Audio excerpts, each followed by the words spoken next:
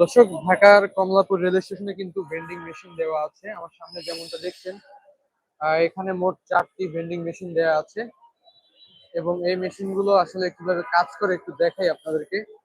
অনেকেই হয়তোবা জানেন না বিষয়টা। যেমনটা এখানে কিন্তু দেখতে পাচ্ছেন আমার সামনে ভেন্ডিং মেশিন দেওয়া আছে। এখানে ডেট যে কোনো একটি তারিখ সিলেক্ট করলে এরপর গন্তব্য এখান থেকে সিলেক্ট করা যায়।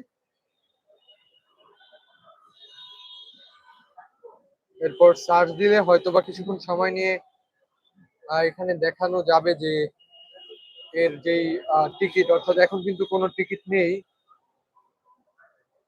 আহ, চট চট্টলা এক্সপ্রেসের 11 তারিখের টিকিট মাত্র কয়েকটি আছে এবং এছাড়া কিন্তু যেমনটা দেখছেন আসলে এটা দিয়ে কিন্তু সহজে এখান থেকে টিকিট কাটা